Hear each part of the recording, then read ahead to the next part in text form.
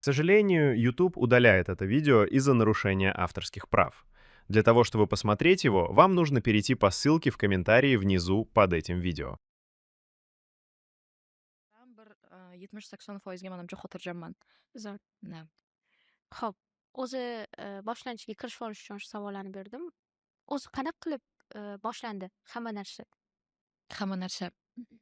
Ya'ni o'zingizni qanaqadir qobiliyatingiz yoki ishdagi yutug'laringizni ko'rsatish yoki qanaqadir darajaga chiqish uchun nimadan boshlandi hammasi? Manda o'zi nima desa bo'ladi, dadam katta professor. Ya'ni, ular uchtalab universitetni bitirganlar ya'ni masalan, ta'lim masalasida judayam pikdagi odam dadamni. Shunaqa deb hisoblayman. Oyim bo'lsa, ularni teskarisi. Ya'ni qanaqa teskarisi? Ularda judayam ko'p maqsadlar, orzular bo'lgan. Judayam katta ambitsiyalar bo'lgan ularda. Lekin shu bilan birga, oldingi o'zi holatlarni bilasiz. Tez erta turmushga berishgan yoki nima qilasan o'qi, bundan ko'ra shu narsani qil deyishgan. Oyim shunaqa bo'lgan. Ya'ni oyimni qanaqadir holatda xohishlari judayam ko'p bo'lgan va potensiali yuqori bo'lgan, lekin qanaqadir holatda ularda tashqi taraflama cheklovlar ko'p Imkon bo'lgan. bo'lmagan. Imkon bo'lmagan. Shuning uchun ham tasavvur qiling, ambitsiyasi katta odamni shundoq siz qafasga tiqib qo'ydingiz. Nima narsa bo'ladi? Oyim bizani mana shu narsamizni erkin qo'yib berganlar. Bu narsani man yoshligimdan как-то boshlaganman, deb ayta olaman. Tasavvur qiling, endi ikkita shunaqa odamni farzandi qanaqa farzand bo'ladi? Ulardan o'tib qayerga boraman deyman-ku. Ya'ni oyimdagi ambitsiyam ham bor, undan tashqari dadamdan ham baribir ko'p narsa o'tgan. Chunki mani 3 yoshimdan opam o'zi tayyorlardilar, taku harflar, Qaysi bir opangizmi? misollar. Ikkinchi opam, Mohira opam. Ular social mediada yo'qlar, ya'ni ijtimoiy tarmoqlarda ular blog yuritmaydilar, lekin ularda o'sha ustozlikka bo'lgan xohish juda ham yuqori bo'lardi. Uyda shkafdan doskalar qilib, uni yulib olib, mayli o'sha shkafimiz yopilmasa ham, bu yerda doskamiz bo'lib, o'zlarini o'sha ovqatlanishga bergan pullarini kitoblarga, o'sha bo'rlar olib kelishga, hamma narsaga sarflashardi. Wow. O'zi darsdan keyin qiziqtirish uchun akam bilan man bo'lardik. Akamda unaqa katta ambitsiya bo'lmagan. O'zi har doim bitta anaqa bo'ladi, lazy, ya'ni dangasoroq odam bo'ladi. Lekin bilmayman manda qanaqa, o'sha 3 yoshimdan masalan o'qishga bo'lgan ishtiyoqim slishkim baland bo'lgan o'zi. Endi bu narsani bilmayman, 3 yoshda fake qilsa bo'ladimi yoki yo'qmi? O'zimdan ham ko'p so'raganman. Balki man просто так opamga yaxshi ko'rinish uchun shunaqa qilgandirman yoki kimlargadir aqlli ko'rinish uchun shunaqa qilgandirman. Lekin menimcha 3 yoshdan bu narsani fake qilsa bo'lmaydi. Shundan o'zim anglab yetganman, что rostdan ham manda o'qishga bo'lgan yoki o'sha nimadir kattaroq narsalarga erishishga bo'lgan ham potensial, ham xohish juda kuchli bo'lgan deb o'ylayman. Shu narsani maktab paytlarimda ham bo'lib kelgan shu narsalar. Endi maktab paytlarida yoki litsey paytlarida o'zi har xil endi uydagi muammolar yoki masalan finansiy muammolar hammada bo'ladi bunaqa narsa. Man o'zimni exception deb ayta olmayman, ya'ni istisnoli holat deb ayta olmayman. Hammada ham bo'ladi. Shunaqa narsalar bilan ozgina sekinlashgan ham. Qanaqadir ma'noda bu narsalar o'lmagan, lekin hech qachon постоянно man harakat qilardim. Qanaqadir resurslardan, nimadirlardan foydalanishga. Bu narsalarni ko'p sinab ko'rganman. Ko'p narsalarni tekinga qilib ko'rganman, ko'p narsalarni o'zim uchun hamma narsaga deyarli ruxsat berganman. Bu narsaga baribir oilada ham muhit yaratib berilishi kerak deb o'ylayman. Hamma narsani sinab ko'rishga, muvaffaqiyatsiz bo'lib ko'rishga, fail qilishga. Mana shunaqa qilib, menimcha уже sekin-sekin o'zimni shaxsiyatim qurilib boryapti hali ham. SATga keladigan bo'lsak, o'zi birinchi ishim qanaqa narsa bo'lgan? Men litsey paytda именно o'qish bo'yicha juda berilgan bo'lganman, chunki уже katta bo'lyapman, bosim kuchayapti. Baribir yaxshi universitetga kirishingiz kerak. Undan keyin o'zingizni ishingizni topishingiz kerak. Уже bo'ldi, orzularda uchib yurmaysizda, rostaki real hayotga qanaqadir qaytasiz, menimcha litsey paytida. O'zingizni eng aqllisi emas, уже hamma bilan solishtirasiz. Ya'ni man bu aytaylik ish bozoriga qanchalik layoqatliman yoki bo'lmasa intellektim jihatdan qanaqaga man ustunman. O'sha solishtirishni boshlaysiz. Man o'sha paytda solishtirganimda, litsey paytimda qanaqadir man qolib ketyapman degan narsa bo'lgan, chunki man alohida pul to'lab ingliz tiliga yoki matematikaga yoki qo'shimcha kurslarga bora olmaganman. Karantinda maksimalni o'zim bosib tayyorlanganman. Chunki real hayotga qaytganda bunaqa agar bo'lmasa bo'lmaydi. Da. shuning uchun ham maksimallab bu narsalarda tayyorlanib o'sha 2 yillik litseyimda hozir ham litseyimga borib kelyapman. Aytyaptilarda, man sizni ko'rmaganman, bitta potokda o'qigan bola hozir u yerda endi ishlayapti litseyimizda. Ular ham o'sha rektorimizning yordamchisi bo'lib ishlayaptilar. Aytyaptilar menga, man sizni вообще ko'rmaganman deyaptilar. Endi man o'zbek guruhda o'qiganman. Ular rus guruhda o'qigan. Endi ular aktiv bo'lishgan sotsial jihatdan, boshqa jihatdan menga aytyaptilar, man sizni umuman ko'rmaganman. Yo'q, lekin esimda bor. Bitta rasmda chekada tushgansiz. Qanaqadir fairda deyaptilar-da. Man juda ham o'sha ikkita kurs davomida litsey paytimda juda ham o'qishga berilganman. Prям lock-in mode deydi-ku, tipa hamma narsadan tashqari bo'lib o'zimga ustimda ishlaganman. И shundan keyin уже litsey tugadi. Litsey tugagandan keyin уже akam bilan real qaryapmiz. Mana bizda mana shunaqa problema bor. Qarz masalasi bor oilada. Qanaqa qilib biz chiqib ketsak bo'ladi? O'ylaganmiz. Man u payt ITga ham borayotgan bo'lganman. ITni ham o'zimcha o'rganib juda yaxshi ko'rardim ITni. Ish ham даже olganman, ish offer olganman. Akam bilan уже kelishyapmiz. Xo'p, qarang, siz mana shuncha topasiz masalan oyiga. Men mana shuncha topaman masalan. Necha yosh bo'lgansizlar shunda? 2020-21 yillar haqida gaplashyapmiz. 17 yosh taxminan bo'lganman. Da, akam 19 yosh bo'lganlar. Bizda katta уже qarz bor. Qarzni qanaqa qilib to'laymiz? Masalan, aytaylik, men hozir yaxshi ish o'sha paytda topaman desam ham, bizda masalan o'sha ish joyimda boshida $500 ga, keyin 2-3 oydan keyin agar yaxshi o'zimni ko'rsatsam $800 ga, keyin yilning oxirigacha 1000 ga ko'taraman deb aytishgan menga. Men o'ylayapman, xo'p, $1000 bo'lsa, bizda qarz summasi, o'zi bu haqda ham gapiraman, qarz summasi taxminan 200 ming. Necha yil ishlashim kerak? U paytgacha keyin yashashim qanaqa bo'ladi deb o'ylaganman. Nimadir kattaroq narsani qilishimiz kerak deb o'ylaganmiz. Nimadir narsa qilishimiz kerak. Bizga shu ideya kerak edi. O'sha paytda men IELTS SATlarim bor edi уже. Akam aytdilar, keling shu SATdan boshlaymiz, chunki IELTS o'zi hozir bozor o'zi to'lamas edi, lekin bozor yetarli darajada edi o'sha paytda. Endi unaqa ko'p o'quv markazlari boshqalar yo'q edi, lekin akam aytganlar, keling SATni qilamiz.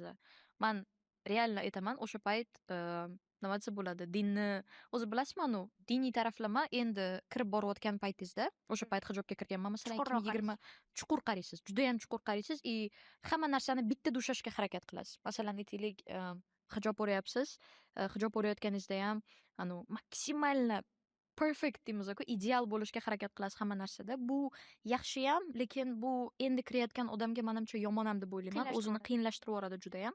O'shanaqa periodim bo'layotgan edi menda. Akam уже сразу aytayaptilar, videolar olamiz, Instagramlarga chiqamiz, mana shu narsani qilamiz. Ta'limni o'sha SATni olib kiramiz, IELTSdagi uni ham virality, ya'ni shunaqa mashhur qilamiz. O'quvchilar bu narsani tushunish kerak, chunki universitetlarga o'quvchilar topshiryapti chet elda. Nimaga bizaniki topshirmaydi deb turib akam bilan aytganmiz.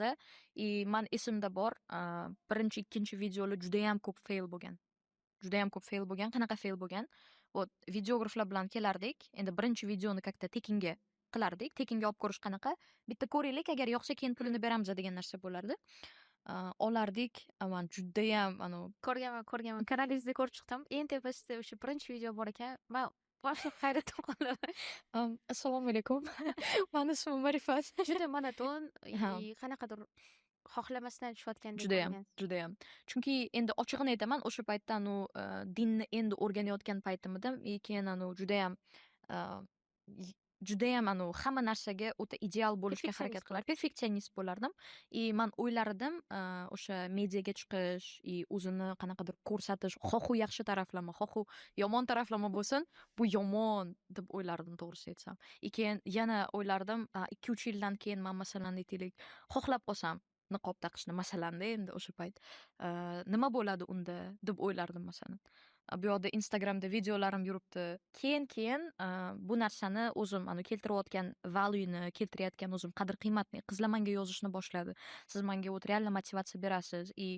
Ko'pchilik o'sha paytdagi videolarimdan ko'p motivatsiya oldi aynan qizlar, o'qishga bo'lgan qiziqishi oshishni boshladi. Bitta keyslar bor, ular prosta meni shu sohani, shu narsani tanlaganim uchun unaqa afsuslanmasligimga sabab bo'ladi. Shunaqa. O'zi u paytlar menimcha unaqa mediada ham unaqa ko'p odam bo'lmagan. Ayniqsa qizlar, men deyarli ko'rmaganman. Da, da. Undan keyin ko'p chiqish boshladi. O'zi o'sha payti akangizda tasavvur bo'lgan ekan. Sizda ham qanaqadir masshtab bo'yicha tasavvur bo'lganmi? Masalan, Yo'q. SVTdan eng katta o'quv markazi qilamiz. Yo'q, man даже akademiyam bo'lishini, bunaqa narsani tasavvur ham qilmaganman. Bizani maqsadimiz nima edi o'zi boshida? Biza o'ylagan edik, bitta master klass qilamiz. Bizani planimiz nima bo'lgan? Bitta master klass qilamiz, 2-3 soat odamlarga SAT haqida tushuntiramiz и onlayn kurs qilib, как onlayn guruh ochamiz, и o'sha onlayn o'qitib yuraveraman. Menga 50 tacha odam yetadi deganmiz. Вот реально-da. No, endi welcome to reality deydi. 2021-yili o'sha kun 7-noyabr bo'lgan biza master klassimiz. Birinchidan odamlar chaqirilishda ham bizada 250 tacha taxminan odam yozilgan и undan где-то manimcha 40 tachasi kelgan. Bu mediangiz boshlangandan keyin. Yo'q, mediamni endi hali yuritish ideyasi yo'q edi. Bu fail bo'lganidan keyin mediani boshlashim kerak deb Unda o'ylaganman. qanaqa qilib sizlar odam yig'ishga harakat qilgansizlar? Вот, o'sha paytda targetlar qilganmiz и kanallarga reklama. Unaqa target ham manimcha juda rivojlanmagan bo'lgan u payt. Odamlar o'sha kanallar bor edi, grantlar kanali, yana nimadir kanallar bor edi, Telegram kanallarga reklama berganmiz. И вот o'sha paytda man bo'lganman и yana bitta o'sha universitetda o'qiydigan odam bo'lgan. Ular bilan boshlaganmiz.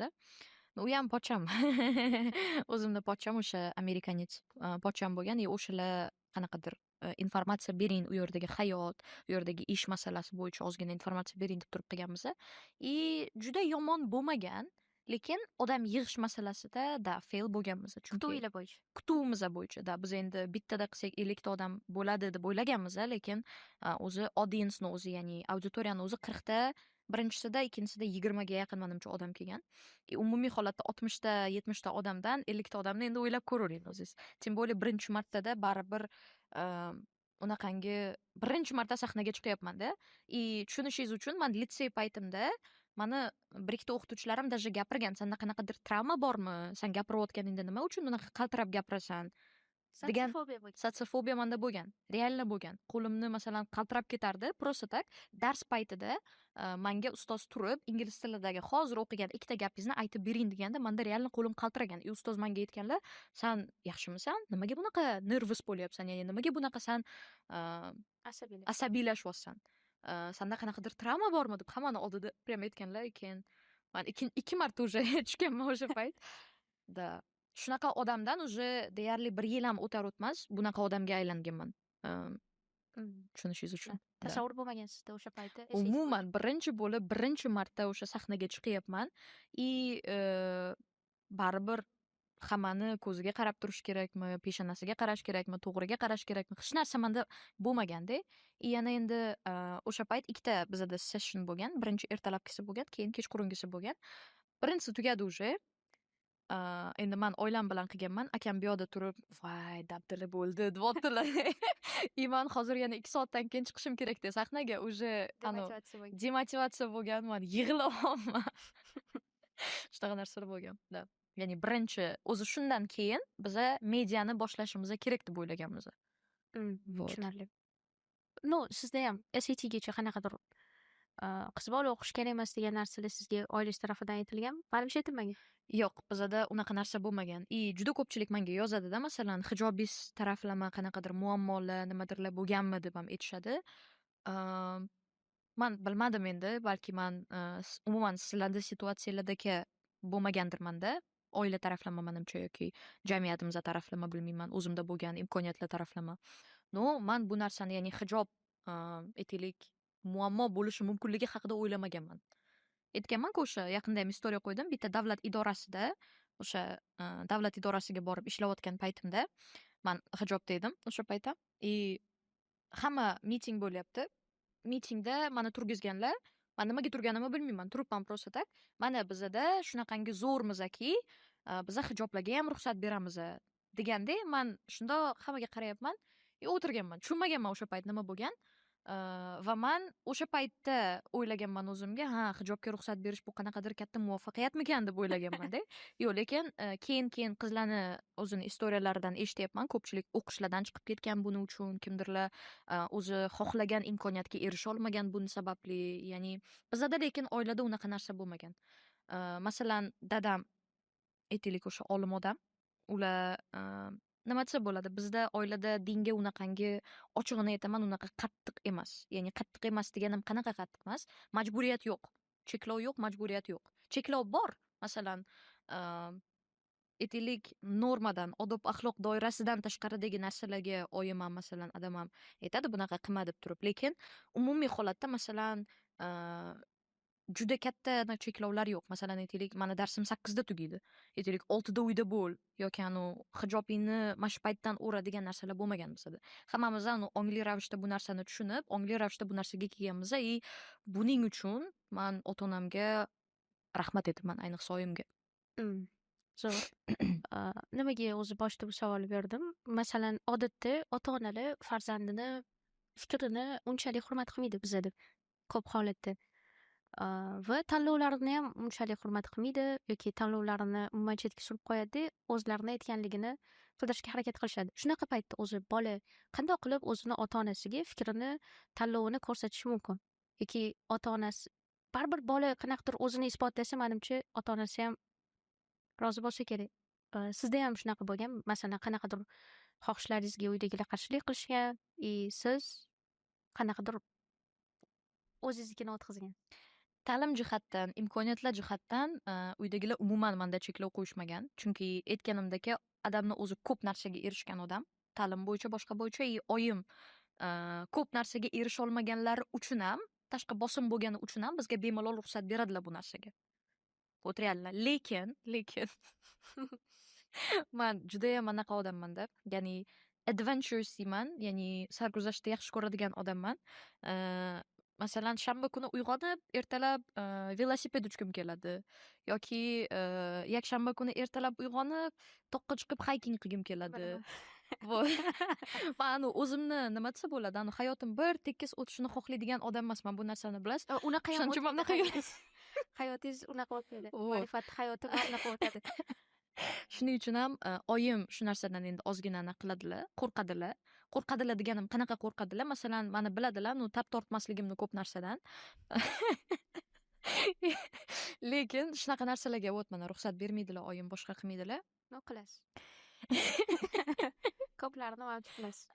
Da endi uni ham yo'q deydiganlari bor, yo'q deydiganlar bor. Yo'q deydiganlarini qilaman. Yo'q deydiganlarini qilmaslikka harakat qilaman, lekin baribir ichimda qolib ketadi, to'g'risini aytsam. Tushunarli. Menimcha oilalarda o'zi birinchi opangizlar chet elda o'qib kelgan, Turkiyada adashmasam. Ularga qarshilik qilishmaganmi? U payti menimcha sizlarni SAT haqida hali umuman tasavvurimizda yo'q. boshlamagan. Qarshilik qilishmaganmi? Yana o'sha gap, uydagilar qarshilik qilmagan, lekin qiyinchiliklar juda ko'p bo'lgan. Ya'ni finansiy taraflama qiyinchilik juda ko'p bo'lgan. Opamda masalan baribir qarindoshlar taraflama juda ko'p qiyinchilik bo'lgan. Bizani endi bilmayman hozir bu narsani openly aytishim kerakmi, hammaga aytishim kerakmi yo'qmi, chunki bilaman hammaning situatsiyasi har xil va bizani situatsiyani ko'pchilik aslida jackpot ekanda deyishi mumkin-da. Lekin nima desa bo'ladi, bizada oilaviy taraflamani, oilani ichida muammo bo'lgandan ko'ra bizada tashqi muammolar ko'proq bo'lganda. Ya'ni masalan, biza oilada masalan imkoniyatlarimiz yo'q bo'lgan paytda ham svetli o'chib qolgan, hammamiz sham yoqib olib, orzularimiz haqida gaplashardik. Oyim masalan o'sha narsani qo'llab-quvvatlardilar, bo'lishi mumkin hammasi deb turib. Lekin tashqi taraflama, ya'ni bizada tashqi dunyo anchagina qo'rqinchliroq, anchagina nima desa bo'ladi, qila olmaysan degan narsalar ko'p bo'lardi. Masalan, nima desa bo'ladi, litseyda yoki masalan maktabda ko'p failurlar bo'lishi mumkin, ya'ni har xil muvaffaqiyatsizliklar. Ya'ni aytmoqchi bo'lgan narsa bizada oilaviy ichki taraflama unchalik anaqalar bo'lmagan. Ya'ni orzu imkoniyatlar bo'yicha qarshiliklar bo'lmagan. Tushunarli. Demak, oilaviy ko'p suhbatlashishida juda yordam bergan. Bizada bu narsa norma, ya'ni har kuni hech bo'lmasa yoki ertalab yoki kechqurun, ko'pincha kechqurun o'tirishimiz kerak. Kamida 1 soat. Bo'ldimda, shu yerda tugataylik-da. Aloqador joy yo'q ekanda. Ko'pincha menimcha bu oilaviy suhbatinglar farzand ko'pligidan ham qanaqadir qiziqroq o'tsa kerak. Ko'pchilik bo'lganinglarda. Lekin mana bunaqa narsa ham bor-da. Masalan, biza aytaylik umumiy ham gaplashamiz, lekin o'zaro ham gaplashamiz. Ya'ni masalan men bilan oyim yoki oyim bilan kim bo'lsa farqi yo'q u narsani. To'g'ri, endi bizda shu narsa уже shakllangan, qanaqadir 5 ta farzand, oyim o'tirib gaplashish shakllangan, lekin o'zaro bo'lib qolsa ham ana bitta ikkita odam bilan ham bu narsani yaxshi gaplashamiz, juda ham qiziq suhbatlar bo'ladi baribir. O'zi hayotingizda qachon bo'lgan? Before and after degan narsa bo'ladi. Nima deb bo'ldi deb o'ylaysiz? Qachon sezdingiz bu narsani? Man o'ylaymanki, tashqi taraflama before after tabiiyki o'sha 2021-2022 yilida bo'lgan. O'zingiz uchun. Lekin o'zim uchun anglashlar, boshqalar taxminan shu 3-4 oy oldin bo'ldi. Sizga aytdim bu narsani. Ya'ni реально ongli ravishda ko'p narsaga e'tibor berib, chunki o'zimni oldin как mashinadek his qilardim-da, ya'ni o'ylamasdan уже ishmi ish bo'ldi. Mana shu narsani qilish kerak. Masalan, aytaylik, 1 soatda nimadir qilishim kerakmi? Bo'ldi, men qilaman o'sha narsani. Nima qilib bo'lsa ham qilaman. Yoki ertaga qanaqadir topshiradigan narsam bormi? Yo'q, bo'ldi. Bu uxlamasdan ham o'sha narsani qilaman. Ya'ni shunaqa personalityim bo'lgan, shaxsiyatim bo'lgan, ya'ni nima narsa bo'lishiga qaramasdan o'sha narsa kerakmi menga sразу qilaman. Ya'ni majburiyatga qaraganman, ongsiz ravishda ko'p narsani qilganman. O'xshagan ular, lekin baribir o'zingiz shunaqa narsa bo'lib qoladi. Endi bilmayman buni tushunadimi yo'qmi qolganlar, balki ularda bo'lgandir. O'sha narsalarni ongsiz ravishda qilganingizdan keyin, majburiyat sifatida qarab qilganingizdan keyin, unda o'sha narsalarga erishganingizda, unda orqangizga qarasangiz, уже muvaffaqiyatni, baxtni qanaqadir his qilmaysiz. Вот реально-da. Shu narsa lekin yaxshi emas. Lutchi masalan qiyinchilikni ham qanaqadir ongli ravishda ko'rib, undan o'rganib, dars olib, yaxshi narsa bo'lsa ham o'shandan maza qilib, hissiyot bilan bo'ladi-ku, o'sha narsada momentda bo'lib his qilsangiz, u boshqacha. Ya'ni mana shundan men o'tdim degan faxrlanish tuyg'usi ham bo'ladi. Lekin ko'p narsani avtopilotda qilib qo'ysangiz, qilishim kerak degan narsani qilib qo'ysangiz, u menimcha bilmayman. Masalan, menda shunaqa bo'lgan. Ko'pchilik yaqingacha ham aytardi, "Sen shunaqa narsalarni qilgansan. Qanaqa qilib siz darajangizga kelsa bo'ladi?" deydi. Men hayron qolaman, qanaqa daraja deyman-da o'zimga. To'g'ri, bu narsa noshukurlikka ham olib kelishi mumkin, lekin umumiy holatda masalan, bundoq orqaga qaraganingizda it's not enough degan narsa ko'p bo'ladi-da, u narsalarga как-то eslab, shu narsalarni ko'rib o'rgansa bo'ladi. Qiziqishlari qaysi taraflama. Hozir internet bor, hamma narsa tем более vizual berilyapti, blogerlar ko'paygan, o'zini hayotini ko'rsatadigan, ularnikini ko'rib o'rgansa bo'ladi-da. Bu karyera va ta'limdan nima narsani qiziqyapti, o'sha narsa bo'yicha уже sekin-sekin o'rganishni boshlasin. Bu bir. Даже buni hozir aytaman, hech qanaqa investmentsiz, ya'ni hech qanaqa mablag'siz ham qilsa bo'ladi. Hozirgi holatda ayniqsa. Chunki men o'sha paytda ham 2021-2022 yillarda ham bu narsani topganman.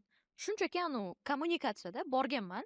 Qarang, men mana shu narsani o'rganmoqchiman degan. O'sha payt ham hijobli takoy hayron qolishyapti ular. Men qarang, mana shu narsani o'rganmoqchiman deganman. Nima ish bor bu yerda deganman. Menga nima ish bor? Bundoq qarab, yo ish yo'q degan. Yo pul kerak emas menga deganman. O'rganmoqchiman deganman. Bundoq o'yladim turib, ertaga keling deyishgan. Вот уже ish ham tayyorlangan, anaqani ham tayyorlangan. Masalan, men o'sha paytda ham 2-3 soat u yerda bo'lardim. Undan tashqari darsim, pul topishim kerak edi. Xullas, qilganman, qanaqadir qilib. Eslolmayman ham даже.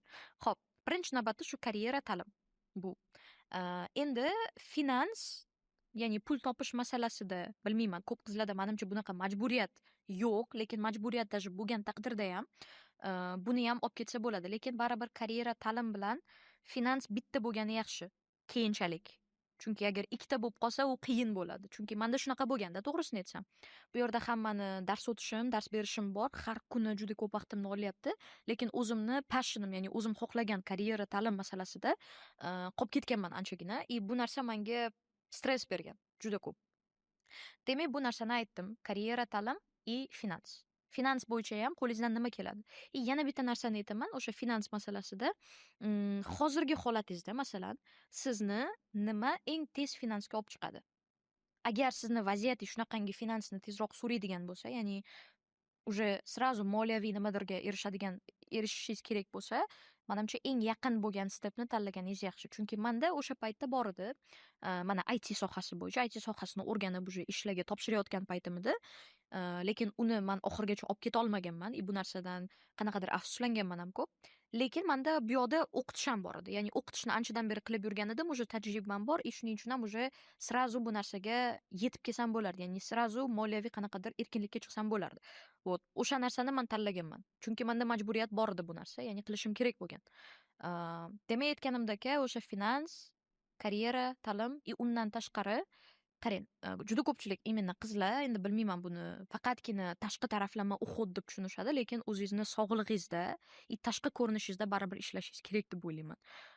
Bilmadim, lekin ko'pchilik qizlar endi tashqi ko'rinish deganda faqatgina makiyajni tushunishadi yoki qanaqadir tashqi taraflama narsani tushunishadi, lekin man o'ylayman, bu narsaga sport va bu narsaga ovqatlanishni ham kiritgizish kerak deb o'ylayman. Chunki men ham oldin o'ylardim, что bu narsa kerak emas unchalik. Nima endi man nima kimga yoqish uchun harakat qilyapman degan narsa bo'ladi-da, nima desa bo'ladi, o'zini ustida ishlayotgan qizga nima man shundoqligimcha qabul qilish kerak boshqa deb aytardim-da men ham o'zimga o'sha payt. Lekin ishlanishi kerak deb o'ylayman bu narsani ustida. Mani o'zimda ham bu narsada anchagina ishlaganman. Agar profilimga kirib, uni pastga tushsa, semiz bo'lgan paytlarim ham bo'lgan, chunki o'sha payt yuqori stressda ishlayotgan paytim edi. Bu narsani ustida men ham ishlaganman, ya'ni sport, pitание, ya'ni oziqlanish, o'sha ovqatlar. Buni ustida ham обязательно ishlashni boshlashingiz kerak. Qanaqa sportga qiziqasiz? Masalan, men yugurishni yoqtirmayman ko'p. Kardioni yoqtirmayman masalan. Menga yoga yaxshi yoki bo'lmasa bilmayman, pilates yaxshi, shunga o'xshagan. O'zingizga bu narsani topib oling, bu narsani ustida ham ishlashni boshlang. Yana eng asosiy narsa bu baribir men ishonaman, bu diniy, ruhiy taraflama rivojlanishi kerak. Chunki juda ko'pchilik, men qarayman-da masalan, muvaffaqiyatli odamlarni. Juda ko'pchilik baribir sizga ko'rsatmagan taqdirda ham bu narsa bo'yicha ishlaydi. Ya'ni baribir odam uchun, masalan, o'sha odam uchun o'zidan kattaroq, o'zidan kuchliroq qudratga ishonishi kerak deb o'ylayman. Chunki odam agar bu narsaga ishonmasa, ya'ni o'zidan limitsiz bitta qudratga ishonmasa, odam charchab qoladi, odam bilmayman. Tushunarli. Hozir zo'r narsalarni aytdingiz. Menimcha eshitganki odam buni qilsa yaxshi bo'lishini biladi. Lekin qilishgacha bo'lgan etap bor-ku. Masalan, odam uni qanday qilish kerak yoki nimadan boshlashni aytdingiz. Lekin fikrlash jihatdan ungacha yetib kela olish uchun nima qilish kerak? Masalan, ba'zi odamlar bor, qaysidir etapga kelgandan keyin fikrlashi o'zgaradi, lekin ungacha qattiq ishlaydi. Lekin oldin fikrlashni to'g'rilab, keyin boshlagan yaxshiroq emasmi? Fikrlashni to'g'irlash deganingiz mindsetda to'g'irlash deganingiz, to'g'risini aytsam, masalan, bizada oyim hozirgi gapirayotgan gaplari 5 yil oldin ham shu gaplar edi. То есть aytaylik, oyim katta transformatsiya bo'lib, уже 180 gradus darajada boshqa narsani aytmagan. Lekin meni qulog'imga endi kiryapti-da, bunday olib qarasa. Qabul qilishingiz hozir. Qabul qilishim hozir. Odam baribir boshlash kerak deb o'ylayman. Mani qachon fikrlashim o'zgarsa, o'shanda boshlayman degan narsa xato. Chunki siz bilmayman, bir anglamay boshlasangiz ham qanaqadir stepga kelganingizda keyin bu narsani yana ham yaxshiroq tushunasiz. Shunaqa deb o'ylayman men. Omadga ishonasizmi? Xudoni g'oyibona rizqiga ishonaman, to'g'risini aytsam. Ya'ni omad degan narsa o'sha g'oyibona rizq. Men bu narsaga ishonaman 100%. Nimaga bu savolni beryapman? Ko'pchilik hozirgi bizani kliplar yoki mediadagi narsalarda birdaniga nimadir bo'lib ketadi-ku. Shaxsan men bu narsaga ishonmayman. Men ishonaman. Omad keladi, lekin ungacha tayyorgarlik ko'rish kerak. Masalan, aytaylik, siz liftdasiz, qanaqadir bir o'zingiz sohangizdagi eng top odam bilan uchrashib qoldingiz. Lekin sizda resurs bo'lmasa, siz undan hech qanaqa qiymat ola olmaysiz. Ya'ni uni liftga kirishi aytaylik omad, lekin siz tayyor bo'lmagansiz, siz sezmaysiz hattoki omadligini. Shuncha aytolmanki, ya'ni omad hech qachon kelmaydi demayman, keladi, lekin siz uni omadligini sezmay qolishingiz mumkin. Tipa shunaqa. Bu ham to'g'ri-da, bu ham to'g'ri. Lekin shu g'oyibona rizqqa boshqaga ishonaman. Chunki 100%. Mani holatimda, ya'ni bizani holatimizda qarzni to'la olish yoki endi daraja demayman, lekin shu paytgacha kela olish ham biz uchun qanaqadir g'oyibona rizq bo'lgan. To'g'ri, odamlar aytishi mumkin, siz bu uchun ishladingiz-ku, bu uchun harakat qildingiz-ku deb turib aytishi mumkin, lekin mandan tashqari geniy bo'lgan odamlar, mandan ko'p 2 marta harakat qilayotgan odamlar u ko'pda judayam. Alloh aynan sizni tanlab, sizga shu narsani bergani bu blessing deb o'ylayman. Ya'ni bilmadim. Men juda oldin realist edim. Judayam ko'p realist edim oldin. Ya'ni juda ko'p narsani o'zimni inputimga, ya'ni o'zimni nima qilayotganimga bog'lar edim. Masalan, aytaylik, xo'p, menga tasavvur qiling, bu oy menga $200 ko'proq kerak. $200 ko'proq topish uchun men nima narsa qilishim kerak? Xo'p, men bunaqa qilsam, bunaqa bo'ladi, keyin menga $200 ko'proq keladi deb o'ylardim. Ko'proq harakatga qaragansiz, niyatdan. Harakatga qaraganman, bu yerda Allohning faktori borligiga ishonmas edim oldin. Mana masalan shu narsani ham oyim mana 5 yil oldin ham gapirardilar. G'oyibona narsalar ham bo'lishi mumkin. Bu narsalar ham bu narsalarga ishonish kerak. Ya'ni san hozir byudjeting to'g'ri, sani byudjeting cheklangan bo'lishi mumkin, lekin Allohning byudjeti cheklanmagan. Ya'ni san kattaroq fikr qil, miyang kichkina sani deb o'sha payt aytardilar, lekin endi tushunyapman to'g'risi. Ha, demak, kelish kerak-a. O'zi miyangizda oldin chegaralar bo'lganmi, qanaqadir tor doirada? Tabiiyki bo'lgan. Tabiiyki bo'lgan. Hozir ham bor baribir. Ya'ni masalan, nima desa bo'ladi? San keyingi oydan $1 million oyga topasan desa, tabiiyki ishonmayman. Ha. To есть ishonaman, ishonib ishonmayman. Ha, bo'lishi mumkin degan narsa bo'ladi. Ha, mumkin bo'lishi mumkin degan narsa bo'ladi, lekin nima desa bo'ladi? Qanaqa qilib bo'larkan degan narsalar bor-da baribir. Bilmadim. Mana shu narsa hali ham ishlash kerak. Hozir ham limit bor, tabiiyki limit bo'ladi. Men hali ham protsessdaman-da. Shuning uchun ham, lekin oldingidan ancha yaxshi. Oyman bu narsani tasdiqlaylar. Mana shu chegara bo'yicha gaplashsak. Chegarada masalan, o'zingiz sezasiz, inson kattaroq narsani xohlasa, nisbatan o'shanga yaqinroq natijaga erishadi. Hozir tushunyapman deysiz, lekin hali butunlay miyasida chegarasi bor odamlar uchun tasvirlab bering, buni qanchalik foydali bo'lgandi siz uchun? Masalan, miyangizdagi qanaqadir kichkina to'siqlarni olib tashlaganingizda nimalar bo'lgandi? Xo'p. Tak. Example qidirishga harakat qilyapman. Masalan, oddiy men aytaman, birinchi haykingimizda siz bilan bo'lgan, men rostdan chiqa olmayman deb o'ylaganman. Adashmasam 4 yo 5 kilometr bo'lgan. Chiqa olganman, qiynalib. Ikkinchisida уже undan ko'proq metrga chiqdik.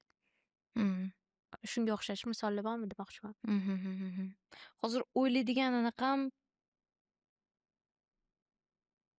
xayolingizga keladigan, esda qolgan, voy, mana shuni o'ylaganim uchun shunaqa bo'ldi degan narsa.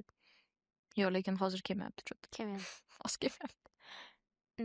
O'zi oddiy hiking masalasida aytib berganimda, o'sha birinchisi 4 kilometr bo'ldi, keyingisi Bounty'ga bo'ldi, adashmasam 8-9 kilometr edi, keyingisi уже 39 kilometr bo'ldi. Oxirigacha chiqa olmadim.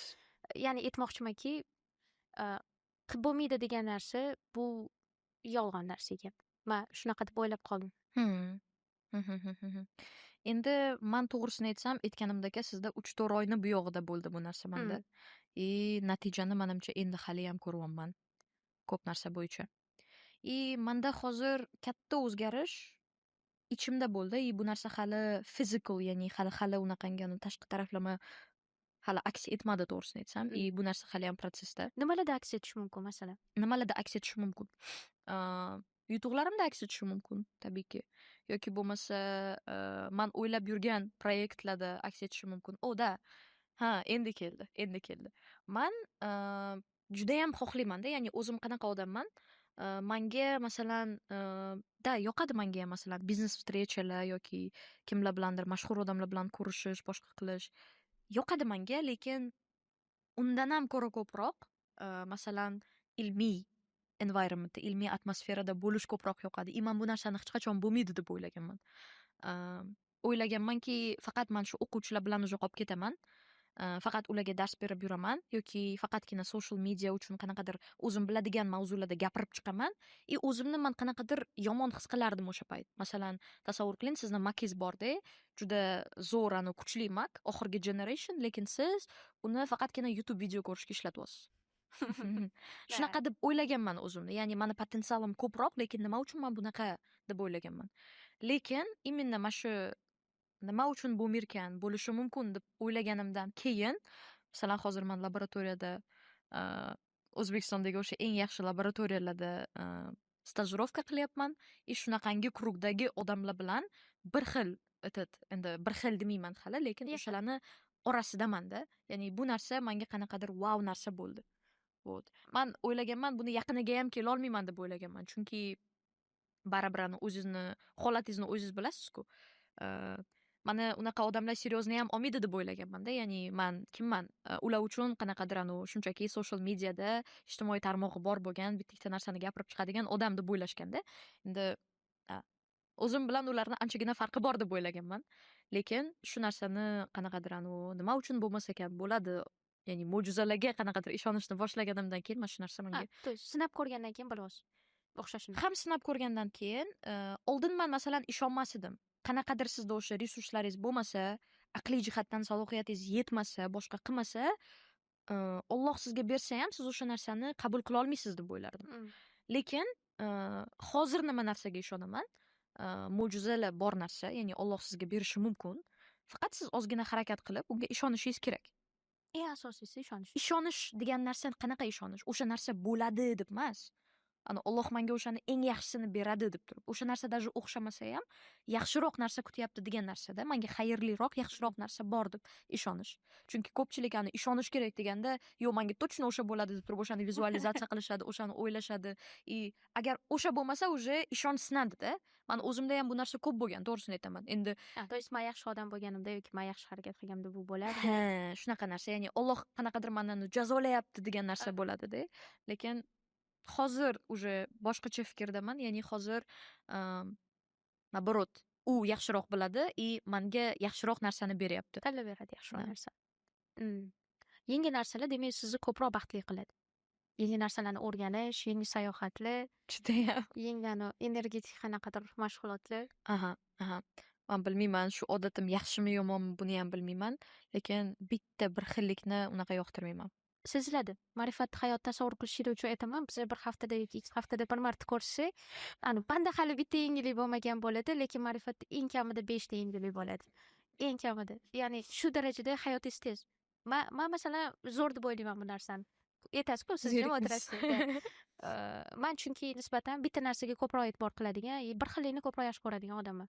No, sizda ham undaq ketadi. Bu zo'r. Umumiy hamma narsani sinab ko'rish ko'proq baxt berar ekan sizga, demak. Xo'p, o'zi nima sizga baxt berishini qachon tushunishni boshladingiz? Baribir masalan, mumkin edi SATdan yaxshigina daromad qilib, qanaqadir davlatlarga sayohatga chiqib kelib, to'xtab qolishingiz mumkin edi. Laboratoriya, Ko'pchilik shu narsani aytyapti. Nima keragi bor laboratoriya, nima keragi bor hozir universitetga topshirib, yana 4 yilda u yoqda umringni o'tkazib, bilmaysan hali u yerda seni nima kutyapti, seni hech kim qizil gilam solib kutib turmayapti deb aytishyapti ko'pchilik. Lekin bilmadim. O'ylayman, Xudo menga potensial bergan, o'sha potensialni realna qilish kerak, foydalanish kerak. Bu narsadan foydalanmaslik gunoh deb o'ylayman. Chunki sizni Alloh katta narsalarga yaratgan, lekin siz bu yerda просто так SATdan xullas SATni hype qilib, bu yerda SATni то есть bilmayman, yo'q, bu bitta boshqa etap. qilib, bu bitta etap. Da, bu bitta etap. Bilmadim. Bu narsa ham vro'ja yaxshi, ya'ni odamlarga foyda beradi, boshqa qiladi, lekin bilmayman. O'ylaymanki, bu narsa yaxshi, ya'ni meni baxtli bo'lishimga yordam berishi mumkin, ya'ni finansiy taraflama, bilmayman, qanaqadir holatda, lekin menga baxtli bo'lish nima desa bo'ladi? Bu narsa eng yuqori maqsad bo'lish kerak deb o'ylamayman. Baxtli bo'lish bo'ladigan narsa, ya'ni u narsani siz o'zingiz ham yarata olasiz. Baxtli bo'lishni hozir ham baxtli bo'lishingiz mumkin. His qila olasiz bu narsani. Eng katta maqsad baxtli bo'lish, eng katta maqsad shu narsa bo'lish, bilmadim bu qanchalik to'g'ri. Chunki o'ylaymanki, hammani missiyasi bor bo'lishi kerak, o'sha missiyaga qanaqadir erishish kerak deb o'ylayman. O'zi nima uchun biz bugun chuqurroq suhbatlashyapmiz? Chuqurmi bu? Men uchun chuqur. Sizni menimcha boshqa qiladi, bunchalik ich-ichiga kirmagansiz deb o'ylayman podkastlaringizda. Nima demoqchiman? Bizada baribir nisbatan qizlarning samootsiyasi pastroq. Shuning uchun balandroq bo'lishni xohlayman men. Qanaqadir tanlov darajasida o'zini hayotda tanlovlarni o'zi qila oladigan, qanaqadir keyingi yo'llarni o'zi belgilay oladigan shaxs bo'lishi yaxshi qizlarni ham. Shuning uchun nisbatan ko'proq ochiling demoqchiman. Chunki sizda baribir qat'iyati yaxshiroq hozir oxirgi 2-3 yil ichida. Man chunki shu payt ichida taniman.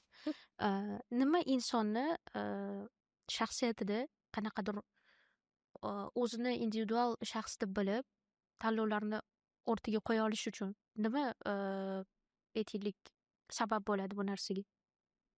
O'zini tanib olish kerak deb o'ylayman birinchi navbatda. Chunki man aytolmayman, что hamma qiz qanaqadir bilmayman, ilmiy taraflama zo'r bo'lib ketsin deb man aytolmayman. Ilmiy deb Yoki- prosta bitta shaxs sifatida, prosta shaxs, mayli u aytaylik qanaqadir ilmiy darajasi bo'lmasa, bu narsa bilan o'lchanmaydi asli odamni qadri. Aytmoqchimanki, shaxs sifatida, bitta odam sifatida qanaqa qilib o'zini fikrlarini o'rtaga chiqara oladigan darajada bo'lish kerak. Birinchi navbatda biza baribir o'zbekmiz, bizada judayam shakllangan narsa jihat bu social conformity, ya'ni bu nima deyiladi? Jamiyat bilan birga yurish. Masalan, nima trendda ketyapti? Qizlar aytaylik 18 yoshda erga tegish kerak, o'sha narsaga qarab ketiladi. Yoki qizlar tasavvur qiling, hozir bloger bo'lib ketyaptimi, qolganlar ham ergashadi. Yoki agar masalan tasavvur qiling, bir 100 ta qiz agar hozir O'zbekistonda qanaqadir aqlli bo'lishni yoki bo'lmasa aytaylik bitta sohani zo'r qilib anaqa qilishsa, qolgan qizlar ham o'shanga qarab ketadi. Ya'ni bizda social conformity juda kuchli. Jamiyat bir-biriga ergashish juda kuchli. Man o'ylayman, birinchi navbatda shu narsadan qanaqadir holatda voz kechish kerak. Bu narsa yaxshi, lekin bu narsa yomon ham. Bizda ko'proq yomon taraf nima uchun? Chunki bizda saviyalilikdan ko'ra saviyasizlik ko'proq deb Buni o'ylayman. sababi saviyasizlik nima uchun trendda? Chunki u ko'proq insonlarga moddiy imkoniyat ochib beradi. Vot. Lekin bu ham vaqtinchalik, endi u periodga ham hali kelamiz, lekin hozir nima demoqchiman? Qizlar qanaqa qilib o'zini individuallikligini topadi va jamiyatda o'rnini topadi deyapsiz. Birinchi navbatda har xil social taglarga qaramaslik kerak. Masalan, aytaylik qizlar bunaqa narsa qilyapti, men ham shunaqa narsani qilaman. Vro'ja bu yaxshi, lekin bilmadim. Masalan, bu odamga masalan siz yaxshi narsaga ergashayotgan taqdiringizda ham agar bu haqiqiy o'zingizniki bo'lmasa, bu o'ylaymanki sizga bosim beradi. Masalan, aytaylik, menda ham shunaqa narsa bo'lgan. Men masalan Instagramga ekspert sifatida qanaqadir chiqdim, SATni olib chiqdim и bu narsa ham menga vaqtida bosim bergan. Ya'ni o'zim ichimdan qanaqadir xohlamagan bo'lganman o'sha paytda. Akam aytganlar, "Davay qilamiz" deb turib, bu narsa menga qanaqadir bosim bergan. Qizlarda ham ming to'g'ri narsaga ergashayotgan bo'lsa ham, masalan, men qilgan ishim yaxshi narsa, lekin agar o'zingizda prям xohish bo'lmasa, o'zingizni prям vaqtingizni ajratib o'zingizga o'rganmasangiz agar, ichingizda nima narsa borligini, nima narsalarga qiziqishingizni o'ylayman